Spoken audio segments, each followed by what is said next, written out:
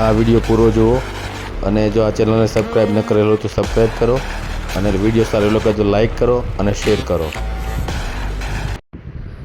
જૂની સંસદ ભવન સામે 70 વર્ષ પહેલાં સમતા સૈનિક દળ એટલે કે SST દ્વારા ખૂબ મોટું આંદોલન કરી અને બાબા સાહેબની ખૂબ મોટી પ્રતિમા રાખવામાં આવેલ.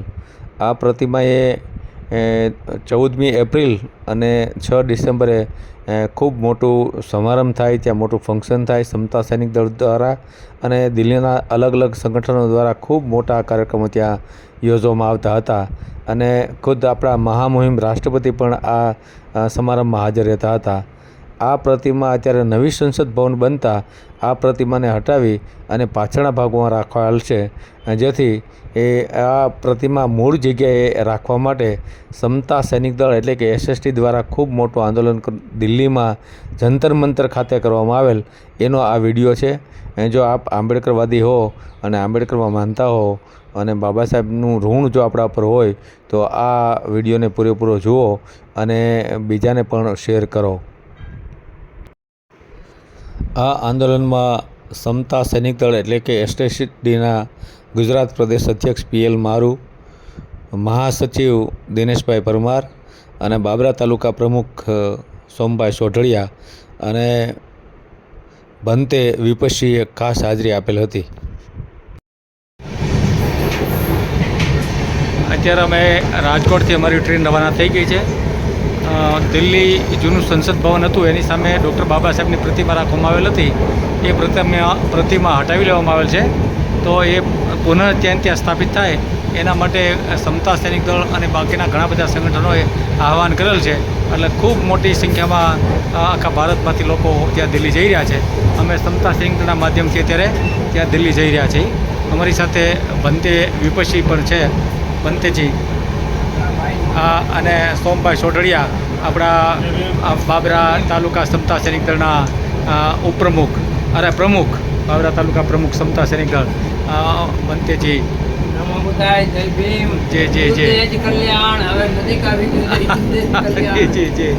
અત્યારે બરાબર 3:15 ટાઈમ અમારી ટ્રેન રવાના થઈ ગઈ છે અને કાલે 10 વાગે ત્યાં પહોંચશે. આ અમારી ટ્રેન S2 જે અમારો કોચ છે એ કોચ અને રાજકોટ અમે જે રાજકોટને વિદાય કર્યા છે, આ રાજકોટ સિટી.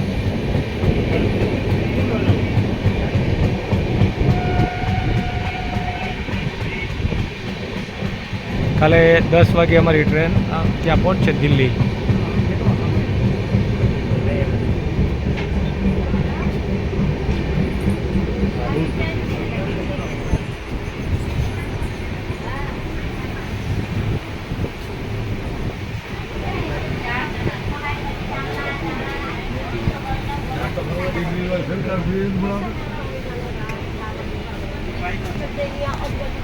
દિનેશભાઈ અમારા સમતા સૈનિક દળના મહામંત્રી દિનેશભાઈ, ક્યાં જઈ રહ્યા છો જરાક વાત કરો.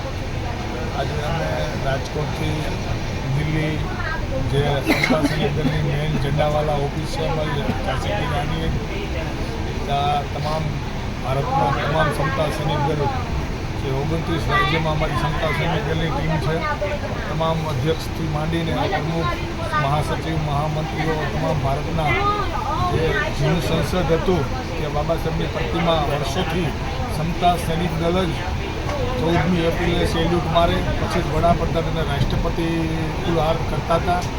એને આજે બાબા સાહેબની પ્રતિમાને હટાવી દેવામાં આવી છે અને નવું સંસદ ભવન ત્યાં એને સ્થાપિત કરવાની છે, પણ હજી સુધી આ સરકાર દ્વારા કાંઈ કામ કર્યું નથી. એના માટે 9 તારીખે આખા ભારતના તમામ સમતા સૈનિક કન્યાકુમારીથી માંડીને જમ્મુ કાશ્મીર સુધી, પોરબંદરથી માંડીને કન્યાકુમારી સુધીના સમતા સૈનિક દળ તમામ રાજ્યોના સૈનિકો એકઠી થઈને મોટું આંદોલન 9 તારીખે કરવાના છે.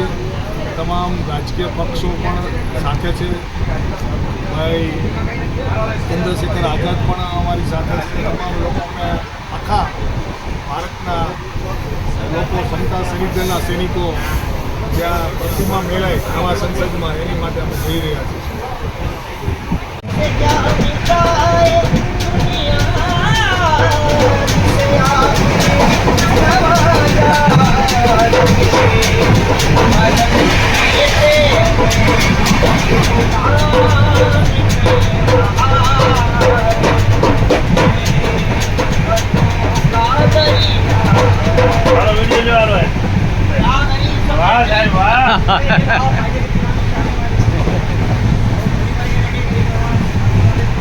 સીલ પાલન કરતો ને એની ઉપર આંગળી નો સીધી મૂકે ભક્તેથી.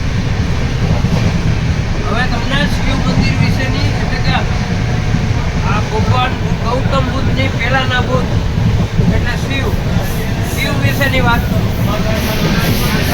શિવ મંદિરમાં કહેવાય આપણે હાંડલો હોય છે એ હડપ્પન સંસ્કૃતિનું મંદિર. હડપ્પન સંસ્કૃતિ 3000 વર્ષ પહેલાં શિવનું શાસન હતું. એ શિવનું શાસન અને એની સવારે તમે આજે હાંડની પડતી ન હાલી હલાય તો એના ઉપર સવારી કરી તો યાદી હોય એ હડપ્પન સંસ્કૃતિનું પ્રતિક એટલે હાંડ, પછી પંચશીલનું પ્રતિક એટલે કાચબો અને કાચબા ઉપર ઢાલ. એ ઢાલ એટલે ધમ એ શીલવાન માણસ થાય આકાશ માર્ગે જેટલા સંતો થઈ ગયા તમે ને સંતો એ સંતોનો સંઘ કર્તવ્યની રક્ષામાં હાજર થઈ ગમે એવા 500 દુશ્મન માર આવતા હોય નજીક આવે તો સામે એ આ ધર્મની ઢાલ એટલે એના ઉપર રક્ષા કરવાની એટલે સમજો રક્ષા અને એના પછી જે જ્ઞાનનું છે શીલ પાલનથી સમાધિ જ્ઞાનવાન છે. જ્ઞાન ગુણનો સાગર છે. એવો જ્ઞાન ગુણનો સાગર એટલે વીર મહાવીર વીર એટલે વનમાનો અને વનમાનોમાંથી હનુમાન પેલો ઉડવું પડે ભાવનના ધંધા જ્ઞાન ગુણ સાગર મતી એટલે સુમતી કા સંગી દુષ્ટમતીનો સાથ ન આપે એવો માણસ બળવાન જ્ઞાનવાન બુદ્ધિમાન પૂછડાવાળો હોય તો આપણે હવે પૂછડું બાંધી હવે એ પેટનું રૂપ થયો. કાચબાનું બીજું રૂપ એટલે હનુમાવીર ભાઈ. પછી એનું નવું રૂપ એમાંથી સમાજ જાય. અત્યારે અમારી સમતા સૈનિક દળની ટીમ દિલ્હી પહોંચી ગઈ છે રોહિરા રેલવે સ્ટેશને. અહીંથી અમે પહેલાં આંબેડકર ભવન જવાના છીએ અને ત્યારબાદ જંતર મંતર ઉપર જે ધરણાનો કાર્યક્રમ છે ત્યાં જવાના છે.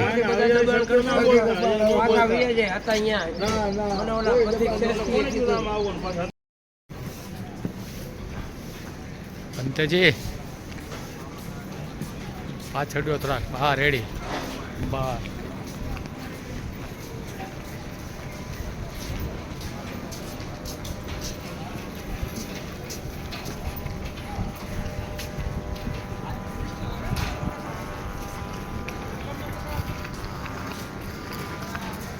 આ ટ્રેનમાં અમે આવ્યા રાજકોટ દિલ્હી અને અત્યારે જંતર મંતર ઉપર જઈ રહ્યા છીએ. हाँ यहाँ तो वाइट है बिल्कुल बिल्कुल.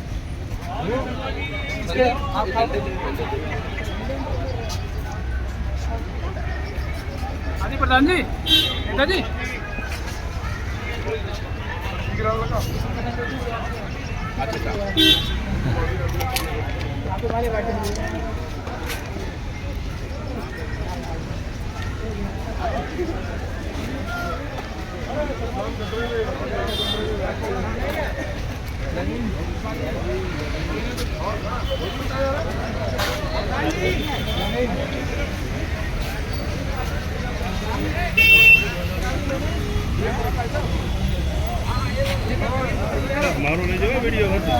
આવી જ ગયો લ્યો સોમભાઈ સોટડી હા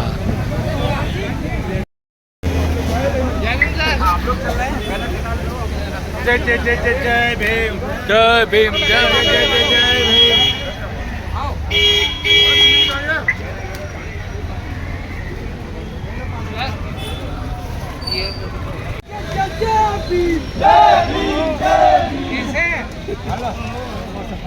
ઓલા લોકોને આવી જાવ છો.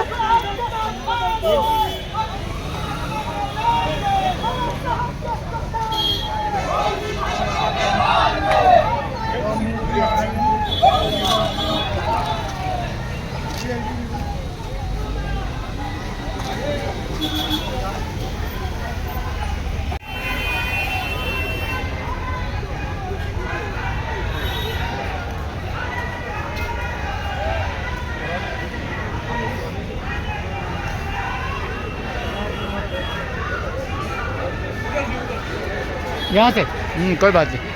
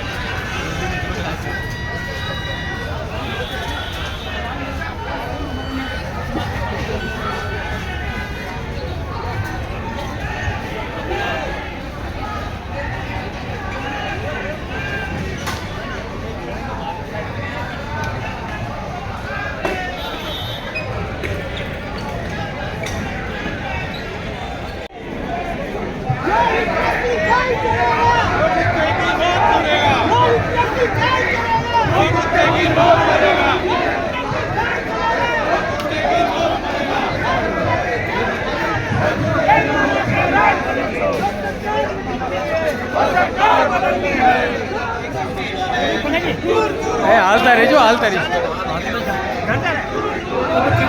कि संसद भवन परिसर में 6 सम्मान स्थापित की गई भारत के महापुरुषों की प्रतिमाएं, जिसमें बाबा साहब डॉक्टर भीमराव अम्बेडकर जी की, इसमें डॉक्टर भीमराव अम्बेडकर जी की, राष्ट्रपिता महात्मा गांधी की, ज्योतिराव फुले और तमाम बहुजन समाज के महापुरुषों के चरणों में कोटि कोटि नमन करते हुए आप समस्त साथियों को क्रांतिकारी जय भीम। साथियों, आप सबको पता होगा, अगर कोई अनुशासन के बिना कोई लड़ाई लड़ी जाती है तो आप कभी जीत नहीं सकते। 10 से 12% लोग पूरे देश के संसद पे कब्जा करके बैठे हैं। 10 स्मृति की जरूरत नहीं है, अब आपके पढ़ने पे बंदिश लगाने की जरूरत नहीं है। उन लोगों ने शिक्षा को इतना महंगा कर दिया कि आपके हाथ से शिक्षा छिन गई है, आपके हाथ से शिक्षा छिन गई है। आपकी लोग रेलवेज में नौकरी लगती थी, पीएनटी में नौकरी लगती थी, आपकी बैंकिंग सेक्टर में, इंश्योरेंस में नौकरी लगती थी, आपकी नौकरियां उन्होंने छीन ली है। आप ये बताइए, मैं बात को पूरी करूं या रोक दूं? पीछे वाले कह रहे रोक दो। अगर बाबा साहब से प्यार है बता दो, मैं अपनी बात पूरी करूं या छोड़ दूं? आप इस लड़ाई को लड़ने को तैयार हो? मैं पूछना चाहता हूं, मूर्ति तो लगवाने की बात हम कर रहे हैं, लेकिन बाबा साहब के विचार पे चलने की बात करेंगे कि नहीं करेंगे? अंधविश्वास पाखंडवाद हम फैला रहे हैं, हम उसमें घुसे पड़े हैं। कौन है जो कावड़ लेने जाते हैं? SC ST OBC के लोग कावड़ लेने जाते हैं। हम लोग मंदिरों के बीच में लाइन लगाते हैं। हम लोग, हमारा इस्तेमाल धार्मिक जुलूसों में, धार्मिक दंगों के अंदर होता है। इन्होंने नौकरी हमारी छीन ली है, ठेकेदारी प्रथा लाके हमारी नौकरी के में आगे आने के रास्ते बंद कर दिए लोगों ने, और बाबा साहब की प्रतिमा हटाकर हमारा ये अपमान कर रहे हैं। ये पूरे दलित पिछड़े आदिवासी समाज का अपमान कर रहे हैं। उस अपमान का अगर बदला लेना है तो राजनीतिक रूप से भी जवाब देना पड़ेगा। ऐसा नहीं है कि जब चुनाव का टाइम आए तो जाके गुलाम बन जाते हैं। हमारे सांसद विधायक संसद विधानसभा के अंदर गूंगे बहरे बन के बैठ जाते हैं। अगर हमारे सांसद खड़े हो जाए, मूर्ति तो कल लग जाएगी, मूर्ति तो कल लग जाएगी। अगर SC ST OBC के सांसद संसद के अंदर आज ही खड़ा हो जाए, इधर ये हजारों हजार लोग पूरे देश से आके बाबा साहब के सम्मान के लिए यहाँ लड़ाई लड़ रहे हैं, तो क्या संसद के अंदर जो रिजर्व सीट से जीत के गए 131 लोग, क्या वो संसद के अंदर खड़े नहीं हो सकते? क्या उनकी जिम्मेदारी नहीं है? अरे वो रिजर्व सीट से क्यों लड़ते हैं? जनरल से लड़ो। अगर तुम्हारी हिम्मत है तो जनरल से लो। जब SC सीट से लड़के जाते हो तो समाज के स्वाभिमान के लिए, बाबा साहब के स्वाभिमान के लिए, हमारे समाज का आत्मसम्मान के लिए आपको संसद के अंदर, संसद को बंद करना होगा। आपको बाबा साहब की प्रतिमा वहीं वापस चाहिए कि नहीं चाहिए? तो जो सांसद संसद के अंदर बाबा साहब की प्रतिमा को उसी ऊंचाई पर, उसी जगह पर जहां पहले थी, अगर उसे लगाने के लिए संसद को बंद करने के लिए तैयार नहीं है, स्पीकर से के सामने खड़े होकर बोलने को तैयार नहीं है, ऐसे लोगों को हमारा प्रतिनिधित्व करने का कोई हक नहीं है। वो लोग समाज के साथ धोखा कर रहे हैं। ऐसे सांसद विधायक हमारे समाज के सामने धोखा कर रहे हैं। ये धोखा हमें स्वीकार नहीं है, हम ये धोखा स्वीकार नहीं करेंगे। पार्लियामेंट में रिजर्वेशन खत्म कराने की बात कर रहे हैं आप। रुकिए, किसी के चाल मारने की जरूरत नहीं है। पार्लियामेंट हमारा है। बाबा साहब का इशारा पता क्या कहता है? इसी संसद से इसी संसद के अंदर से आपकी तकदीर लिखी जाएगी। आपको अच्छे लोग जिताकर इस संसद पे कब्जा करना है। इसीलिए इन्होंने डॉक्टर बाबा साहब की प्रतिमा को संसद के उस गेट के सामने से हटा के कोने में लगा दिया, ताकि आप लोग जागरूक ना हो पाए, अपने हक अधिकार की लड़ाई को लड़ ना पाए। तो साथियों, मैं अपनी बात को ये कह के खत्म करता हूँ कि आज के प्रदर्शन कर देने मात्र से ये लोग रुकने वाले नहीं है। कभी आप सोचो आज प्रदर्शन हो गया तो मूर्ति लग जाएगी। ये लंबी लड़ाई है, ये लड़ाई लड़नी पड़ेगी, क्योंकि दूसरा सुप्रीम कोर्ट की जजमेंट के माध्यम से क्रीमी लेयर जो सब्जेक्ट उनको डिसाइड नहीं करना था, वो विचाराधीन भी नहीं था, उन्होंने क्रीमी लेयर लागू करने की बात भी कर दी। और साथ ही साथ SC ST OBC उनके बीच में, जातियों के बीच में बंटवारा करने की भी बात कर दी। क्या बंटवारा आपको स्वीकार है? तो हम लोग मिलकर लड़ेंगे कि नहीं लड़ेंगे? जय जय जय जय जय भीम, जय जय जय जय जय भीम, जय जय जय जय जय भीम। बहुत बहुत धन्यवाद। सम्मानित साथियों, हमारे बीच में इस संघर्ष समिति के अध्यक्ष समता सेंटर के राष्ट्रीय मुख्य संरक्षक, जिनकी अध्यक्षता में हम तमाम साथी और हमारे तमाम सैकड़ों संगठन इकट्ठा होकर के आप और हम सब इस जंग के मैदान में उतरे हैं। उन सिपाही डॉक्टर आर जोशी जी को आप सुनेंगे और मैं चाहूंगा वो आए और आप सबको संबोधन करें। Doctor R Joshi ji.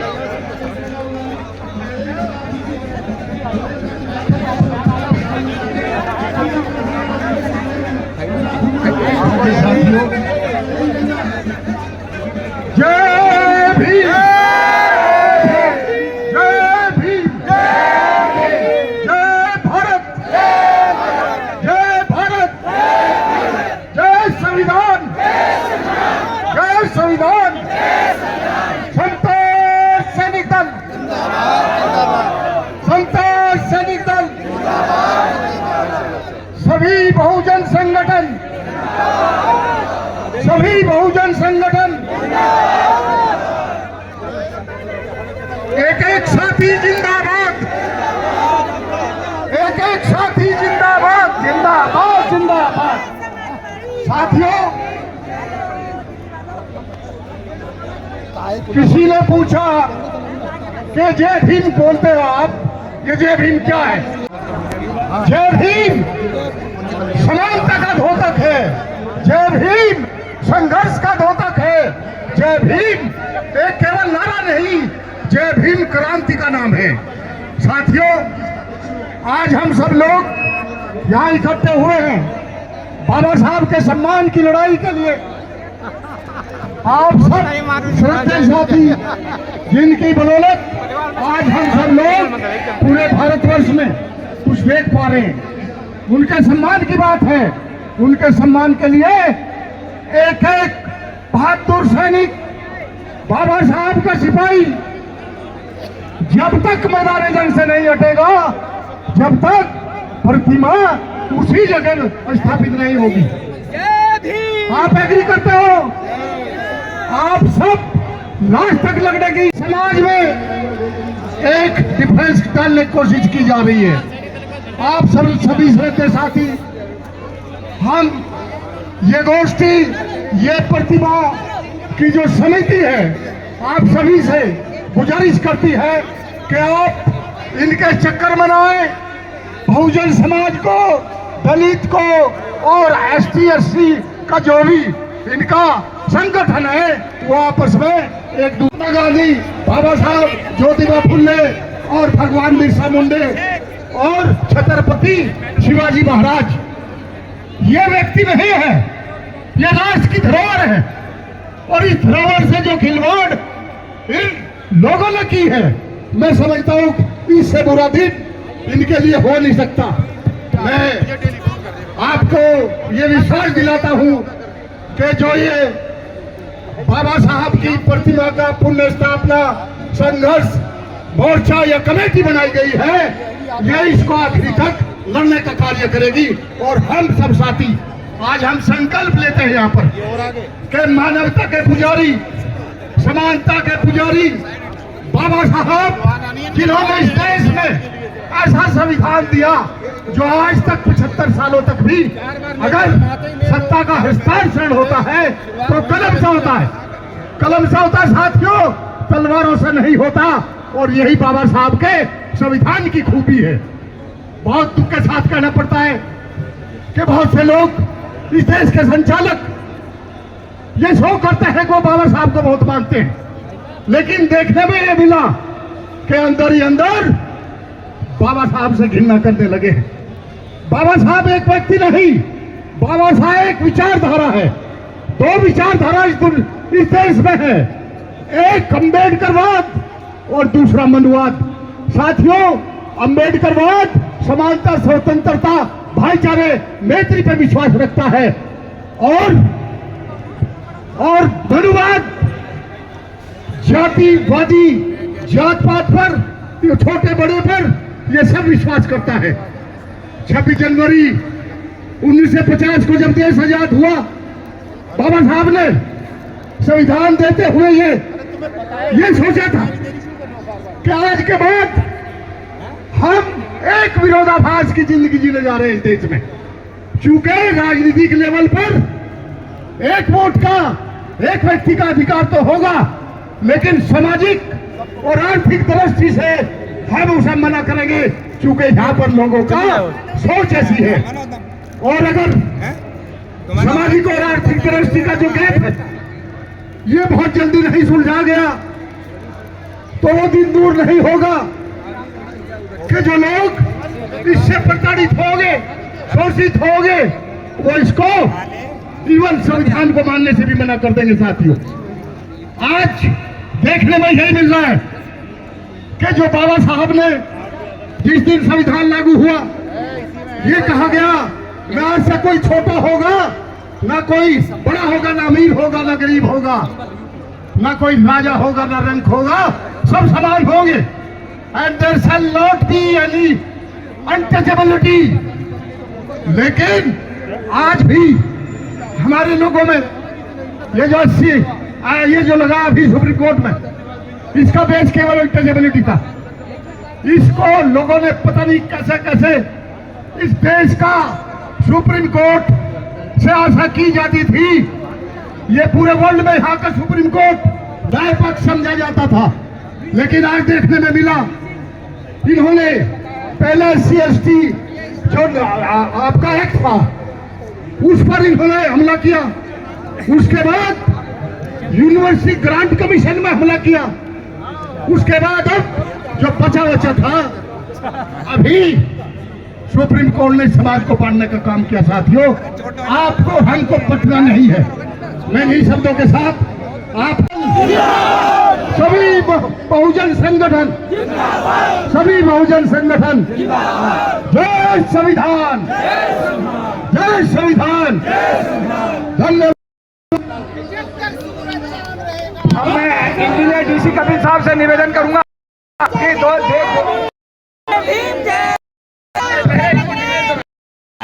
धन्यवाद करो यार।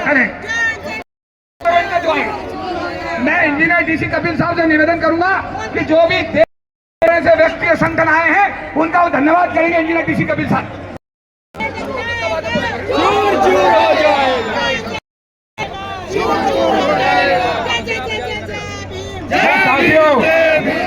जरा ध्यान दो प्लीज, ये जय भीम वाले ध्यान दो जरा प्लीज, ध्यान दो प्लीज प्लीज प्लीज। देखिए अभी जो जब से भाषण चल रहे हैं, अरे ज्योति जी कहाँ जा रहे हैं?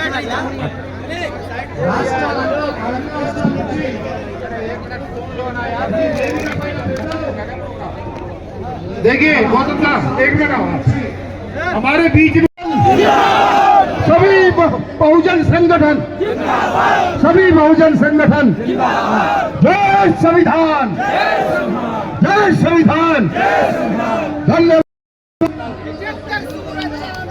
अब मैं इंजीनियर DC कपिल साहब से निवेदन करूंगा कि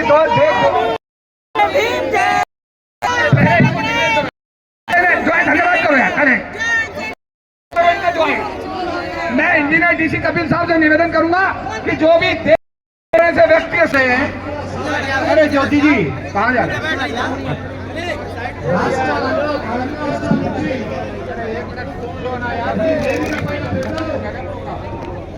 देखिए गौतम साहब एक मिनट, हमारे बीच में देखिए दिल्ली से एनसीआर से बहुत बड़ी संख्या में वकील भाई हमारे आए हैं और उनकी प्रेजेंस का होना यहाँ पर बहुत महत्वपूर्ण है। तो उसके बाद अभी बाबू प्रसाद जी का जी संबोधन होगा, उसमें वो क्लियर करेंगे कहाँ कहाँ से साथी आए।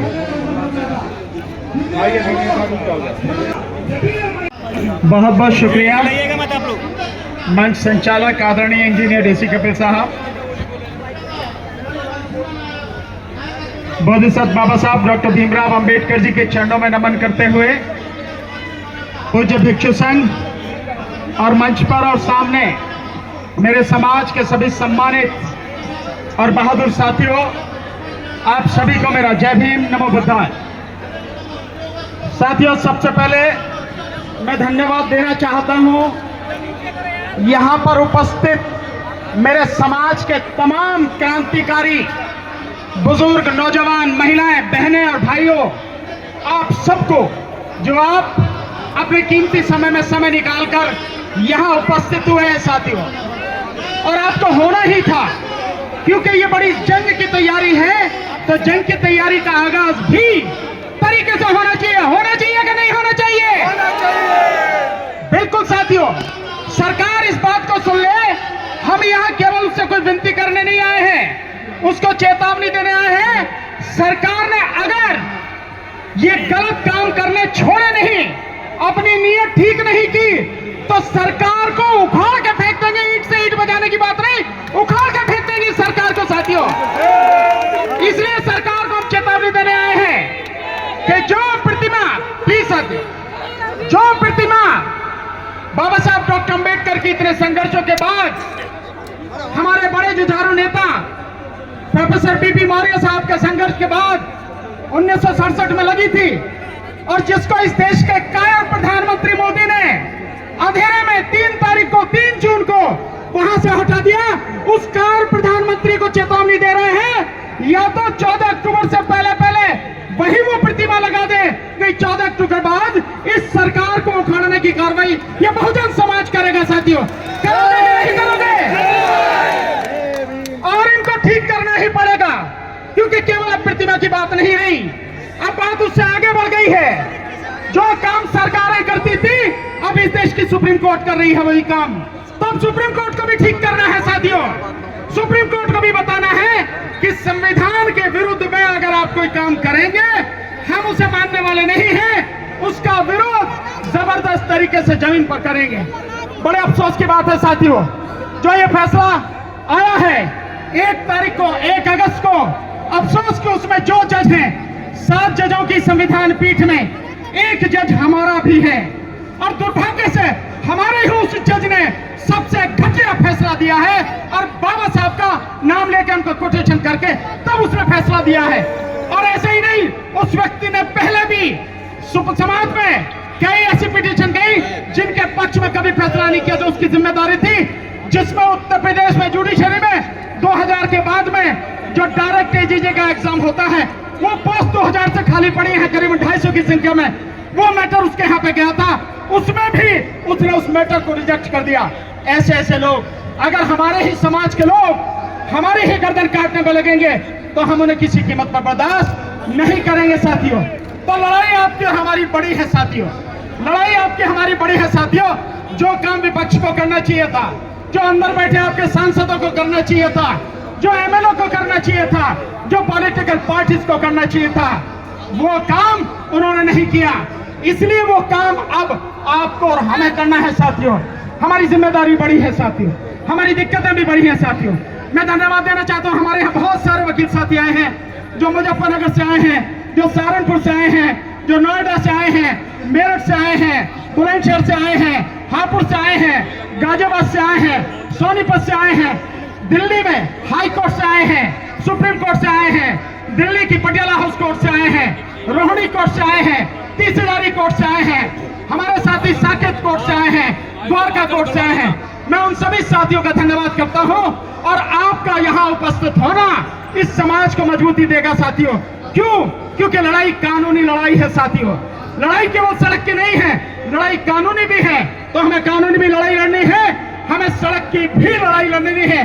और अब कमर कस लीजिए, अब तो आपको कोई शक रहा नहीं कि कोई तुम्हारा है नहीं, कोई नेता तुम्हारा नहीं, प्रधानमंत्री तुम्हारा नहीं, मुख्यमंत्री तुम्हारा नहीं, कोई भी MP MLA तुम्हारा नहीं, कोई मंत्री तुम्हारा नहीं, सारे के सारे मर गए। ये अपनी पार्टियों की गुलामी कर रहे हैं, इसलिए जिम्मेदारी आपको और हमारे कंधों पर है। लेकिन चिंता की बात नहीं, हम तो EVM की लड़ाई भी अकेले लड़ रहे थे, हम तो EVM की आवाज भी अकेले लड़ा रहे थे। और आज तो ये बात हमारी सिद्ध हो ही गई कि EVM में जो बेईमानी हुई है उसी के बाद मोदी सरकार जीत के आई है। नहीं तो इस चौकीदार की और तड़ी पार की ज्यादा से ज्यादा 150 बसारी कहानी खत्म हो जानी थी। ये स्थिति है साथियों। तो अब हमको साथियों, हमको ये लड़ाई लड़नी है, EVM की लड़ाई भी लड़नी है, बाबा साहब की प्रतिमा की लड़ाई भी लड़नी है, सुप्रीम कोर्ट का जो जजमेंट है उसके खिलाफ भी लड़ाई लड़नी है। हाथ उठाकर बताओ सारे के सारी आवाज लगा के, लड़ोगे कि नहीं लड़ोगे? लड़ोगे कि नहीं लड़ोगे? जीतोगे कि नहीं जीतोगे? और तब तक लड़ोगे जब तक हम जीत नहीं जाएंगे साथियों। ये देश किसी के बाप का नहीं है, ये देश किसी की जागीर नहीं है, ये देश हमारा है। हम बाबा साहब के अनुयायी हैं और बाबा साहब के अनुयायी अगर कदम आगे बढ़ाते तो पीछे नहीं हटते। और यहाँ जो जन सैलाब आज है, पीछे भी जो खड़ा है, आगे भी जो खड़ा है, और मुझे जानकारी मिली कि हमारी कुछ बसों को रोका गया है पुलिस के द्वारा। हालांकि हमारी पुलिस से कहीं कोई किसी तरह की कोई हमें उनसे कोई दिक्कत नहीं है, हमारी उनसे कोई लड़ाई नहीं है। यहाँ भी जो भी साथी है पुलिस वाले, उनका धन्यवाद। लेकिन जो हमारी बसों को रोका गया, हमारे साथियों को रोका गया है, वो गलत है। और सरकार ऐसा काम न करे, पुलिस को आके लाके ऐसा काम न करे, नहीं तो सरकार को बहुत दिक्कत आने वाले समय में होने वाली है। साथियों, जो प्रतिमा हटाई गई है, ये प्रतिमा केवल प्रतिमा की बात नहीं है। ये प्रतिमा जो हटाई गई है उस घिनौनी साजिश के तहत हटाई गई है। हमारे इतिहास को खत्म करने की कोशिश की गई है, हमारे संघर्ष को भुला देने की कोशिश की गई है, हमारे बाबा साहब डॉक्टर अम्बेडकर के अपमान को करने की कोशिश की गई है, जिसे हम किसी कीमत पर बर्दाश्त नहीं करेंगे। उस प्रतिमा के माध्यम से 6 दिसंबर बाबा साहब के महापरिनिर्वाण दिवस पर और 14 अप्रैल बाबा साहब के जन्म दिवस पर, 14 अप्रैल पर तो वहां जबरदस्त मेला लगता था। न केवल दिल्ली NCR बल्कि देश भर से लोग आते थे। हमारा जो वो मिलना है, हमारा जो इकट्ठा होना है, हमारी जो संस्कृति है, हमारा जो एक दूसरे के साथ मिलना है, वार्तालाप है, जो बाबा साहब के लिए जन्मदिन पर लोग खीर बना कर लाते थे, खाना बना कर लाते थे, वहाँ पे किताबें बिकती थी, वहाँ प्रतिमाएं बिकती थी, पोस्टर बिकते थे। उस हमारी संस्कृति को नष्ट करने की कोशिश है, जिसे हम बर्दाश्त नहीं करेंगे। और आखिर में चेतावनी देते हुए इस मोदी सरकार को, जिसने रात के अंधेरे में ये घिनौना काम किया, हम उसे चेतावनी देते हैं 14 अक्टूबर 2024। ये आवाज दूर दूर तक जानी चाहिए, ये आवाज मनु के उस काम तक जानी चाहिए जिसने बाबा साहब की प्रतिमा को हटाने का काम किया। एक बार फिर मेरे साथ, बाबा साहब, बाबा साहब, बाबा साहब। सर्वप्रथम करुणा के सागर तथागत गौतम बुद्ध भगवान और देश को एक नई चेतना देने वाले कलम के बादशाह परम पूज्य बाबा साहब डॉक्टर भीमराव अम्बेडकर जी, बहुजन समाज को एक माला में पिरोने वाले मान्यवर काशीराम साहब और देश में नारी शक्ति को उजागर करने वाली झलकारी बाई में फूलन देवी जी। जिंदाबाद जिंदाबाद जिंदाबाद जिंदाबाद। सभी महापुरुषों को नमन करते हुए, बाबा साहब को नमन करते हुए, भिक्षु संघ और मंचासीन अतिथिगण सभी को इस आज क्रांतिकारी महाआंदोलन में सभी को जय भीम जय भारत। मैं समता संघ का राष्ट्रीय अध्यक्ष होने के नाते और तमाम देश के संगठन, उनका भी हार्दिक अभिनंदन करता हूं कि आज जंतर मंतर पर इतना बड़ा सैलाब किसी संगठनों के द्वारा, सामाजिक संगठनों के द्वारा, ये राजनीतिक लोगों के लिए एक चेतावनी है। हमारी पूरी टीम ने, जो अंदर सांसद बैठे 131, सबको निवेदन किया है कि आज 9 अगस्त को आप संसद में बोलेंगे और हम जंतर मंतर पर बोलेंगे। आपको ये बात वहां पर पूरे जोर से उठानी है। बाबा साहब डॉक्टर अम्बेडकर से ये हमेशा से ही नफरत करते रहे हैं। मैं सबसे पहले जो मेरे प्रदेशों के अध्यक्ष आए हैं, PL मारूति गुजरात से, उत्तर प्रदेश से PP सिंह अशोक बोध और गुजरात से आए हैं, राजस्थान से आए हैं और सभी बिहार प्रदेश से आए हैं, सभी का हार्दिक अभिनंदन बोला। हाँ, सभी जगह से आए हैं, सभी का मैं धन्यवाद करता हूं। मैं मेरे क्षेत्र के जितने भी लोग आए हैं सबका धन्यवाद। राष्ट्रीय महिला विंग के अध्यक्ष संगीता रानी बोध जी। साथियों, बाबा साहब डॉक्टर अम्बेडकर के बारे में क्या कहते हैं मनुवादी। मेरे मेरठ में कचहरी पर एक प्रतिमा लगी हुई है बाबा साहब की। मैंने सब सुना है। वहां पर घूमते जो मनुवादी घूमते हो क्या कह रहे थे, इतना तो खतरा इस अम्बेडकर से जीते जी नहीं था जितना मरने के बाद मूर्ति से खतरा हो रहा है। तो बाबा साहब डॉक्टर अम्बेडकर की मूर्ति इसलिए हटाई गई है कि जीते जी बाबा साहब ने तो परेशान हमें करा ही करा, मरने के बाद भी इनकी मूर्तियां हमें परेशान कर रही हैं, इसलिए सब परेशान हैं। और बाबा साहब डॉक्टर अम्बेडकर से क्यों खूब कर रहे हैं कि बाबा साहब ने सबसे बड़ा काम इस भारत में क्या किया कि इनकी व्यवस्था को पलटा। जो धर्म पर चल रही थी भारत के अंदर, क्या व्यवस्था चल रही थी, सबको बांट के रखा और बाबा साहब ने सबको है। तो बाबा साहब ने इनके धर्म ग्रंथों को पलटा। इनका धर्म ग्रंथ क्या कहता है, एक पढ़ेगा एक लड़ेगा, एक पढ़ेगा एक लड़ेगा, एक करे व्यापार और तुम सबकी सेवा करोगे, ऐसा था इनके ग्रंथों में अधिकार। बाबा साहब ने जब संविधान लिखा, संविधान में क्या लिखा बाबा साहब ने, सब पढ़ेंगे सब लड़ेंगे, सब पढ़ेंगे सब लड़ेंगे, सब करें व्यापार और सबकी सेवा सब करेंगे, ऐसा दिया मेरे भारत के संविधान में अधिकार। तो बाबा साहब ने पूरी सत्ता को पलट दिया देश के अंदर। आज उसका परिणाम है कि आप तमाम लोग यहाँ पर दिखाई पड़ रहे हैं। बाबा साहब डॉक्टर अम्बेडकर के जो काम है उन्हें देख के तो यदि इस देश के 33 करोड़ देवी देवता या जो भी जिसको मानते हो, जो ऊपर बताते हैं, वो भी क्या कह रहे हैं कि खुदा भी आसमां से जब जमीन पर देखता होगा या भगवान भी आसमां से जब जमीन पर देखता होगा, अरे इस अम्बेडकर को किसने बनाया 1000 बार सोचता होगा।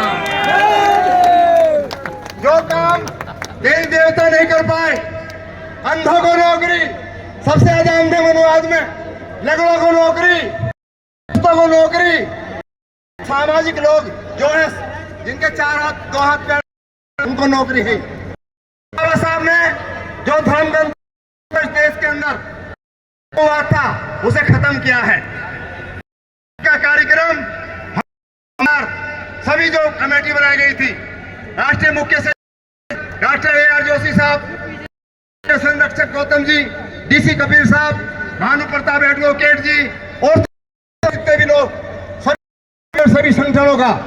और सबसे बड़ी बात कि किसी संगठन के रूप में यदि स्वीकृति दी है तो बाबा साहब द्वारा स्थापित समता सैनिक दल को स्वीकृति दिया तमाम संगठनों ने। क्योंकि समता सैनिक दल को भी 100 वर्ष होने जा रहे हैं। 24 सितंबर 1924 को 1925 वाले सत्ता में बैठे हैं और 1924 वाले सत्ता के बाहर हैं। इसलिए आप ये तय करके जाएंगे जंतर मंतर से कि आपका जो चुनाव होगा ये सब बाहर होंगे और हम सब संसद भवन में अंदर होंगे या विधानसभाओं में अंदर होंगे। समय की बात देता है, इसलिए दल का आभार करते, अपने तमाम पदाधिकारियों का आभार करते हुए मैं पुनः, क्योंकि 14 अक्टूबर का समय दिया गया वो दिन दैत्य बस का, इसलिए अभी तैयार करो कि कुएं को तालाब में बदल दो, कुएं को तालाब में बदल दो, दिए को मसाल में बदल दो। हम मुतमईन हैं, हम भी पहुंचेंगे मंजिल पर। यदि चाल धीमी है तो भूचाल में बदल दो। जय भीम, जय भारत, जय श्री राम। साथियों,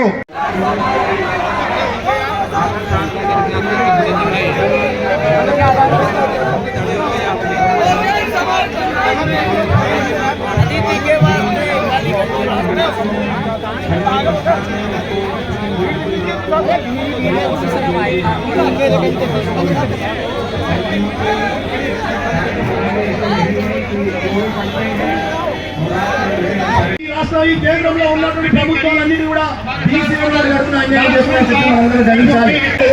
గ్రామాల్లో, పట్టణాల్లో, జిల్లా కేంద్రాల్లో బీసీ ఉద్యమాన్ని నిర్మాణం చేయాల్సిన బాధ్యత మన మీద ఉందని చెప్పి కోరుతూ జాగల సీనన్న గారు 25 సంవత్సరాలుగా నిర్వీర్యంగా కాలు కట్టబడి దేశవ్యాప్తంగా ఈరోజు పర్యటిస్తా ఉన్నారు.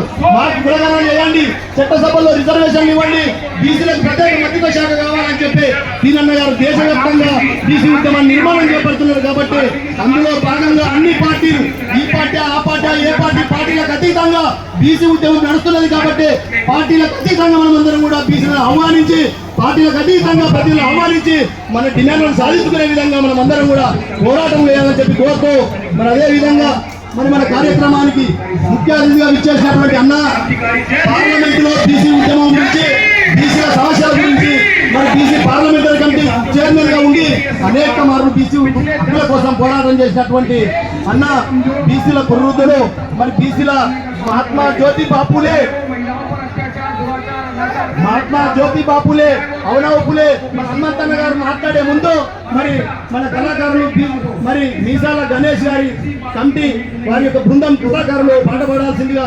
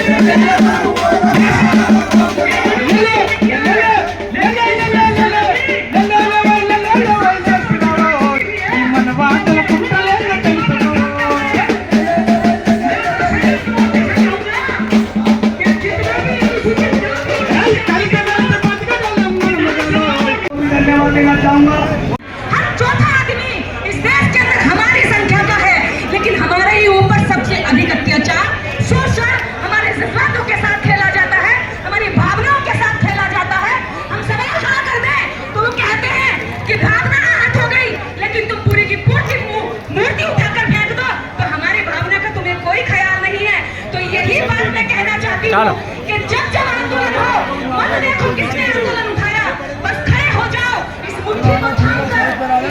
बाबा साहब की बात है, हमारे अधिकारों की जय भीम जय भीम। की बात है। वाह, हम एकजुट हैं और हम हमारा गुजरात प्रदेश अध्यक्ष सोमभाई सोढड़िया हजारों की संख्या में लोग, हमारा महामंत्री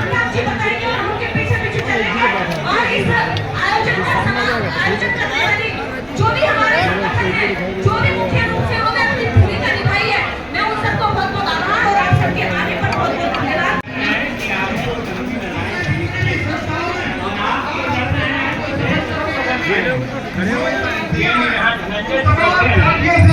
जेएनयू ने पहले की शादी चुनाव को पहले और उसके बाद हाँ हाँ हाँ लड़ाई के परिणाम निकले।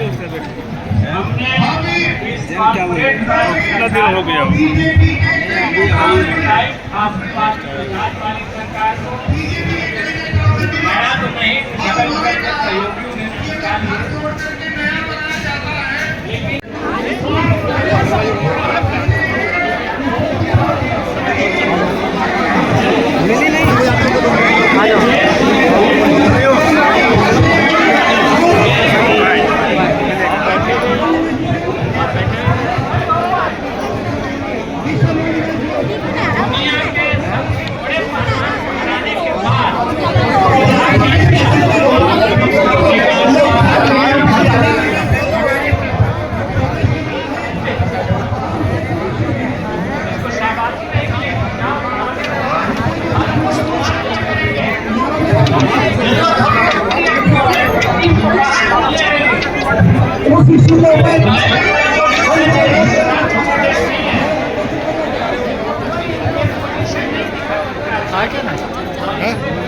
मूल निवासी संघ अमन मिश्रा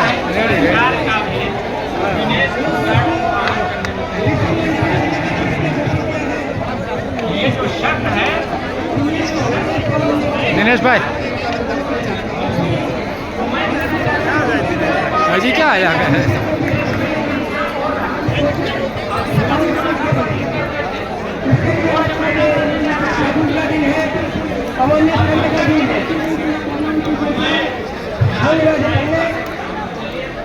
छह मुद्दे के ऊपर प्रोटेस्ट आयोजित किया है। सबसे पहला इशू जो मूल्यांकन का है, जो पूरे देश में जो करोड़ों मूल्यवान है, जो जात पात और मजहब में बचे हुए हैं, उनको एक पहचान के तहत इकट्ठा करना है। वो पहचान है मूल निवासी पहचान। तो मूल निवासी पहचान को स्थापित करना यह आज का सबसे बड़ा इशू है। मूल निवासी पूरे देश में जाति की जनगणना हो, तो इस देश का संविधान भी कहता है और मूल निवासी तो इन्होंने एक माइंड सेट चेंज करने का काम किया है। और आज मैं देख रहा हूँ कि वो चीज़ें क्लाइमेक्स पर पहुँची हैं। आज जब विनेश फोगाट का आया कि हम पहलवानी से संन्यास ले रहे हैं, माँ कुश्ती हमसे जीत गई, मैं हार गई, तो पूरा हिंदुस्तान अफसोस में आ गया। अब बेटियों की पहलवानी देखने के लिए हिंदुस्तान में लग रहा है। तो ये माइंडसेट का बदलाव है, तो ये बहुत बड़ी बात है। इसलिए मैंने कहा कि विनेश फोगाट ने केवल उस पहलवान को ही नहीं हराया, उसने पूरे पुरुषवादी सोच और सत्ता को पराजित किया।